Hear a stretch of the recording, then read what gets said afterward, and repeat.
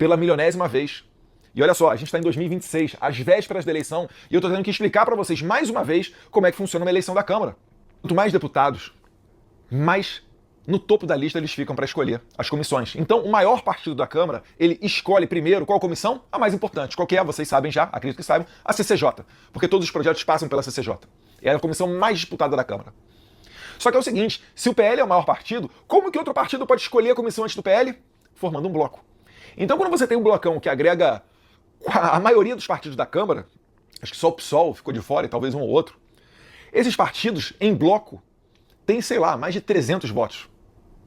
Esses partidos, então, eles se tornam o primeiro a escolher e há o critério da proporcionalidade. Talvez ele seja o segundo, terceiro, quarto ou quinto. Se o PL não entra no blocão, o Hugo Mota está eleito do mesmo jeito, Marcel Van Hatten perderia do mesmo jeito.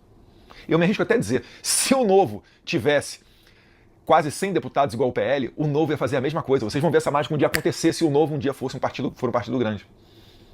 Mas como não é, o que acontece? Eles ficam lá calados. E aí também, né? Não é da conta deles. Mas aí fica esse pessoal da direita limpinha aqui, querendo o quê? Nos forçar ao desgaste. Lembram? Aí tá Rodrigo Constantino dando RT na notícia ali do Hugo Mota, né? O Hugo Mota declara apoio à reeleição de Lula, apesar de neutralidade dos republicanos. Isso aqui, gente, não é que o Rodrigo Constantino realmente acha isso. Acha que ele foi criticado de intergaláctico porque ele não apoiou a eleição do Hugo Mota.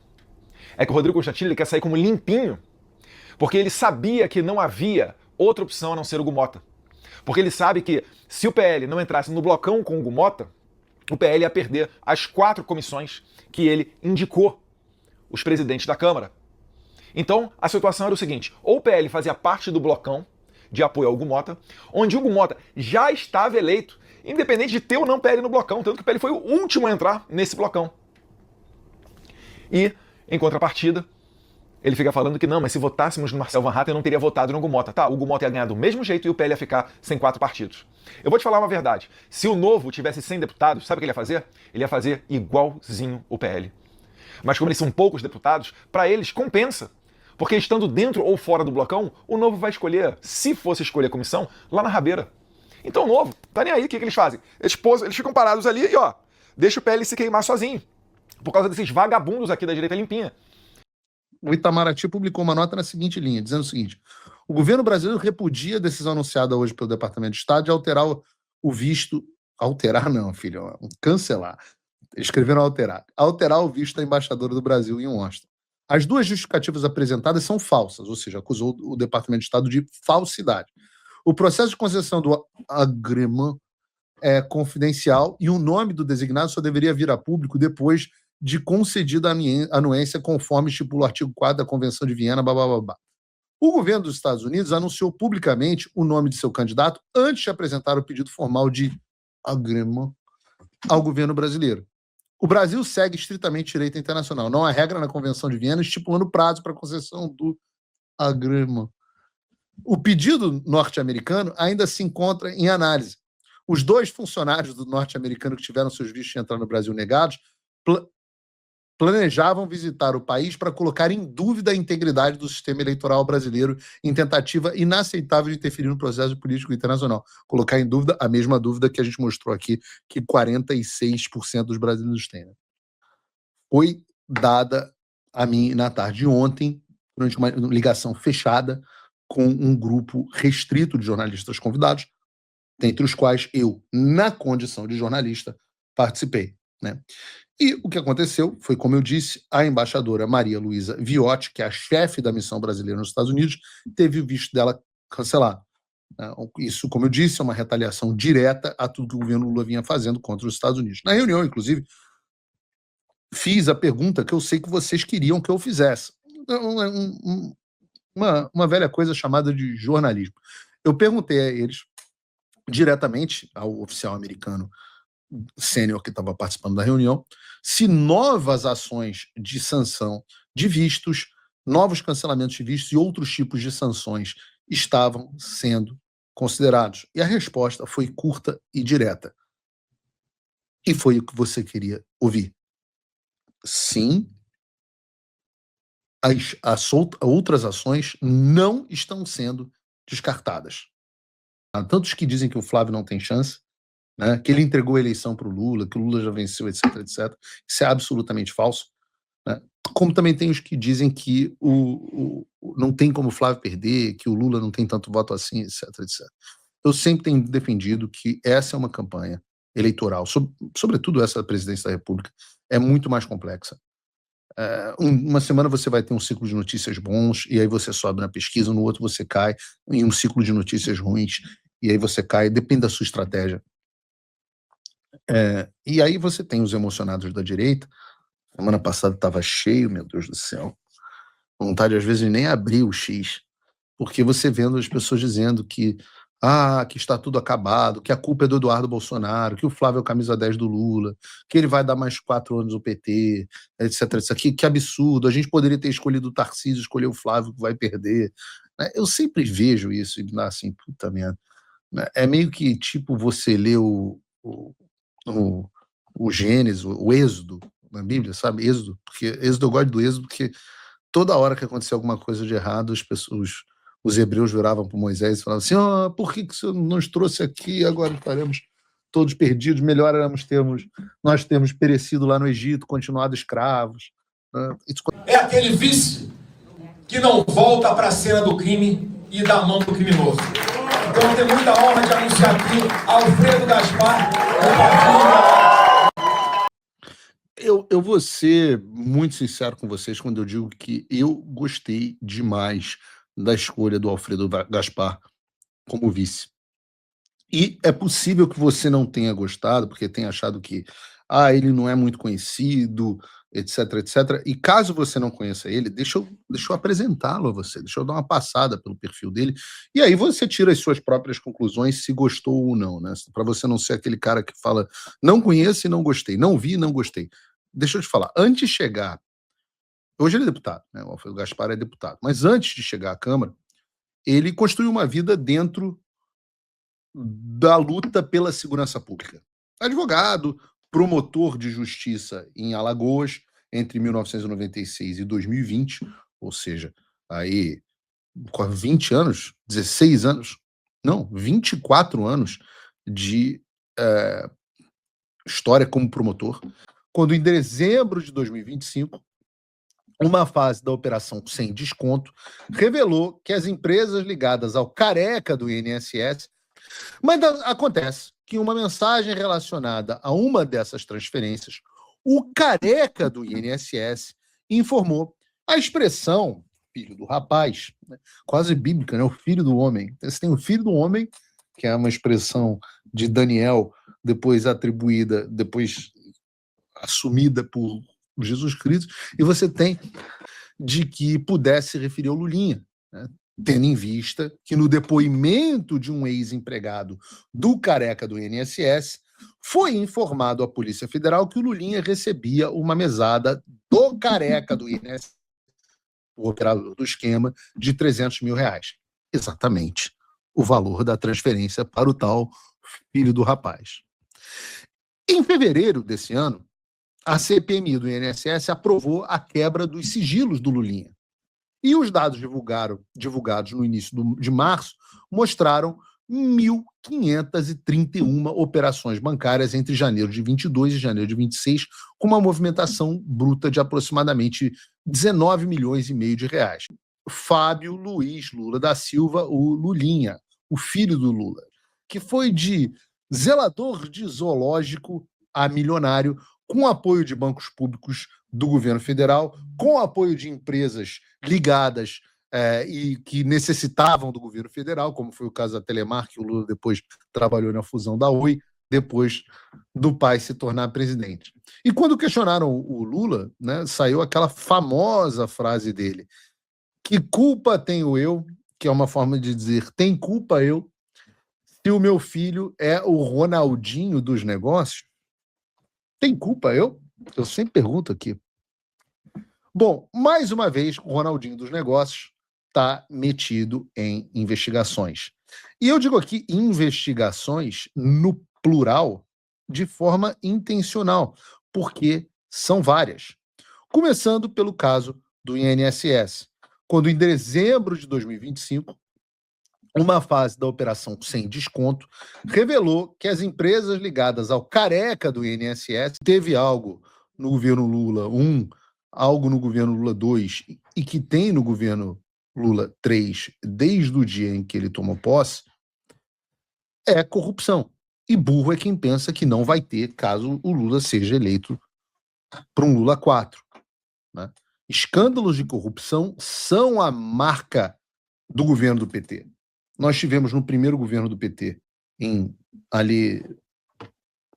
começando em 2002, 2003, o mensalão. A eleição foi em 2012, o governo começou em 2003. Nós tivemos o mensalão. No segundo ciclo do governo Lula, nós tivemos o petrolão, que culminou no Lava Jato. O mensalão tinha sido o maior escândalo de corrupção na história do país, por enquanto, porque veio o petrolão e falou assim: hold my beer, segura minha cerveja aqui. E foi magnitude, a ordem de magnitude acima disso, de noticiário nos Estados Unidos. Mas o Washington Post cobriu, o The New York... Aliás, o Washington Post deu o furo, normalmente jornalistas brasileiros gostam de dar o furo em todos os sentidos, mas quem deu este furo foi o Washington Post, um dos jornais mais tradicionais dos Estados Unidos, o The New York Times, o The New York Post, tá? A Reuters, o Financial Times, o The Wall Street Journal, todos os grandes jornais americanos deram alta repercussão a esse fato, uns com cobertura melhores e outros com coberturas piores, como é normal, a imprensa americana também é uma porcaria, como sabem os meus alunos do Fim da América. E é claro que o foco da manchete foi a proibição da entrada desses funcionários do Departamento de Estado no Brasil, assim como as consequências negativas que isso pode gerar. E a gente vai falar sobre isso logo mais. Só que o mais importante dessa história, e esse é o grande objeto aqui da nossa discussão, conta para mim que eu tenho uma coisa para falar. E eu encerrei dizendo que nós seríamos uma semana movimentada com notícias interessantes pela frente. Não deu nem tempo de eu fazer um tic-tac, né? Nós tivemos a notícia de que o Ministério das Relações Exteriores, o Itamaraty do Lula, negou os vistos solicitados por 2 integrantes do Departamento de Estado dos Estados Unidos da América. A secretária assistente Riley Barnes e iniciarem reuniões com autoridades de vários tipos do Brasil, inclusive autoridades eleitorais, eu vou explicar o que ia acontecer, e discutir o sistema eleitoral brasileiro e a sua confiabilidade antes das eleições desse ano. Também é um tratar de liberdade de expressão, e de liberdade religiosa. Tem pastor perseguido no Brasil? Tem, sim, senhor. Tem padre perseguido no Brasil? Tem, sim, senhor. Iam tratar sobre isso. Ele também inclui, no ano passado, o Alexandre de Moraes, a principal pessoa por trás dessas violações de direitos humanos no Brasil e nos Estados Unidos, na lista das sanções da OFAC através da Lei Magnitsky. Naquela ocasião, o Departamento do Tesouro escreveu uma nota detalhando as razões por trás dessa sanção. Eu relembro. Disseram assim: Moraes investigou, processou e reprimiu pessoas que exercem a liberdade de expressão protegida pela Constituição dos Estados Unidos, submetendo repetidamente as vítimas a longas prisões preventivas sem apresentar acusações. Por meio de suas ações como ministro do STF, Moraes minou os direitos de liberdade de expressão de brasileiros e americanos. Moraes tem atacado políticos de oposição, incluindo o ex-presidente Jair Bolsonaro, jornalistas, jornais, plataformas de mídia social dos Estados Unidos e outras empresas americanas e internacionais. O texto continua dizendo assim: ele também emitiu diretamente ordens a empresas de mídia social dos Estados Unidos para bloquear ou remover centenas de contas, frequentemente de seus críticos e de outros críticos do governo brasileiro, incluindo US persons, pessoas ou organizações que estão sob a proteção da lei americana. Começar o programa direto falando sobre a prorrogação do estado de emergência dos Estados Unidos em relação ao Brasil. Eu acho que vale uma rápida explicação. Quando a gente fala em estado de emergência, a gente está falando de um instrumento jurídico que permite ao presidente dos Estados Unidos a utilização de competências, de poderes extraordinários, que no caso do Brasil, principalmente se traduzem em medidas relacionadas à economia, sanções e outras ações desse tipo. Nós vimos isso, por exemplo, no caso da tarifa. Mas, na prática, a IPA, I-E-E-P-A ou I-E-E-P-A, se você não for do Rio de Janeiro, a lei na qual se baseia o estado de emergência em relação ao Brasil, permite que várias medidas sejam adotadas. Coisas como a investigação, a regulação ou proibição de transações cambiais, a restrições de transferências bancárias e pagamentos, bloqueio ou congelamento de bens e interesses patrimoniais e sanções econômicas a pessoas ou até mesmo entidades. E por aí vai. Muita gente me perguntava, Paulo, será mesmo que os americanos vão acompanhar a nossa eleição ou será que eles, vão deixar para lá? O que está acontecendo? Os outros países, será que eles vão prestar atenção na eleição? E eu digo a vocês que agora nós sabemos que sim, ou talvez agora vocês saibam que sim, porque hoje há um sentimento muito grande de desconfiança no mundo em relação ao nosso sistema eleitoral. Nós mostramos aqui uma pesquisa, por exemplo, isso não é só no mundo, né? Também no Brasil. Nós mostramos que no Brasil, 8 entre cada 10 brasileiros apoiam o voto impresso, de acordo com uma pesquisa feita pelo instituto que faz pesquisas para o Donald Trump. E aí agora vocês começam a conectar os fatos. Então, a notícia vem em bom momento, ainda que não pelos meios ortodoxos, a notícia, o conhecimento de que existe de fato uma iniciativa de observação disposta a mandar oficiais de alto escalão da administração Trump para o Brasil. Dizendo, não, tinha uma conta com 50 milhões de dólares para o Lula, outra por 60 para Dilma, agora não lembro se é 60 para Dilma ou 40, ou 50 para o Lula, 50 para o Lula, ou 50 para Dilma e 60 para o Lula, não lembro direito. O Joesley falando, tantos milhões de propina que ele já nem sabia mais. Eles pagavam propina para o Lula, pagavam propina para Dilma, financiavam campanha do PT e, em troca, eram privilegiados para conseguir tudo, regulações, aporte, financiamento do BNDES. E quem diz isso é o Joesley Batista na sua delação, não é o Paulo Figueiredo. E foi assim, através do bom relacionamento, das propinas e da corrupção, que a JBS se tornou a maior empresa de carne do mundo. Não só isso, não, mas foi assim. Você e eu somos obrigados a financiar todo o sucesso dos irmãos Batistas. Para vocês terem ideia, o financiamento, o faturamento da JBS saltou de 4 bilhões em 2006 para 170 bilhões de reais em 2016. Início do governo Lula, 4 bilhões. Final do regime do PT, 170 bilhões. Essa é a tese central de um extenso relatório divulgado e endossado pelo secretário de Estado americano Marco Rubio, descendente de cubano, chamado Cuba, The Capital of the 21st Century Communism, ou seja, Cuba, a capital do comunismo do século XXI. A tese do relatório é tão assustadora quanto é interessante. E está logo nas primeiras páginas. Ela diz o seguinte: a campanha cubana contra a América é única. Ela é irregular e clandestina. Mesmo no auge do seu poder militar, a Havana nunca teve capacidade de derrotar os Estados Unidos em um conflito armado convencional. Em vez disso, os cubanos aperfeiçoaram um novo modelo para uma longa guerra de atrito, organizada em torno de espionagem, infiltração, sabotagem, redes de proxies e uma infraestrutura revolucionária projetada para virar a América contra si mesma. Os cubanos nunca foram apenas um proxy soviético, continua o relatório. De fato, no decorrer da segunda metade do século XX, Cuba e União Soviética passaram a representar polos substancialmente diferentes no movimento marxista global. Essa é a tese central de um extenso relatório divulgado e endossado pelo secretário de Estado americano Marco Rubio, descendente de cubano, chamado Cuba, The Capital of the 21st Century Communism, ou seja, Cuba, a capital do comunismo do século XXI. A tese do relatório é tão assustadora quanto é interessante.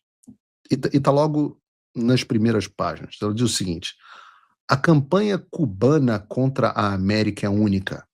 ela é irregular e clandestina. Mesmo no auge do seu poder militar, a Havana nunca teve capacidade de derrotar os Estados Unidos em um conflito armado convencional. Em vez disso, os cubanos aperfeiçoaram um novo modelo para uma longa guerra de atrito, organizada em torno de espionagem, infiltração, sabotagem, redes de proxies e uma infraestrutura revolucionária projetada para virar a América contra si mesma. Os cubanos nunca foram apenas um proxy soviético, continua o relatório. De fato, no decorrer da segunda metade do século XX, Cuba e União Soviética passaram a representar polos substancialmente diferentes no movimento marxista global. Falando de comunismo na América Latina, eu não podia deixar de falar de dois dos grandes promotores dos partidos políticos de esquerda na nossa região. Estou falando aqui dos bilionários inescrupulosos, os irmãos Wesley e Joesley Batista. À primeira vista, pode parecer até contraditório que dois irmãos, donos de uma empresa que não somente é o maior frigorífico do Brasil, mas também o maior processador de carne dos Estados Unidos, nos Estados Unidos são responsáveis por 1/4 ou 1/5 de toda a oferta de carne no mercado americano. É meio curioso que estes tenham um relacionamento tão bom com partidos de esquerda e com os comunistas, né? Que os membros daquilo que o Marx definiu como a burguesia, bilionários da burguesia, tenham relações tão boas com os políticos de esquerda marxista. Mas a história mostrou que, na prática, que o meio mais fácil para você enriquecer não é através do capitalismo, mas sim você sendo amigo dos donos do poder em um regime de esquerda e marxista. Isso não é novidade. Por trás de todo o regime marxista, há sempre um punhado de grandes empresários que se aproveitam do relacionamento com os donos do poder para fazer crescer o seu monopólio. Dizendo, não, tinha uma conta com 50 milhões de dólares para o Lula, outra por 60 para Dilma, agora não lembro se é 60 para Dilma ou 50 para o Lula, 50 para o Lula, ou 50 para Dilma e 60 para o Lula, não lembro direito. O Joesley falando, tantos milhões de propina que ele já nem sabia mais. Eles pagavam propina para o Lula, pagavam propina para Dilma, financiavam campanha do PT e, em troca, eram privilegiados para conseguir tudo, regulações, aporte, financiamento do BNDES. E quem diz isso é o Joesley Batista na sua delação, não é o Paulo Figueiredo. E foi assim, através do bom relacionamento, das propinas e da corrupção, que a JBS se tornou a maior empresa de carne do mundo. Não só isso, não, mas foi assim. Você e eu somos obrigados a financiar todo o sucesso dos irmãos Batistas. Para vocês terem ideia, o financiamento, o faturamento da JBS saltou de 4 bilhões em 2006 para 170 bilhões de reais em 2016. Início do governo Lula, 4 bilhões. Final do regime do PT, 170 bilhões.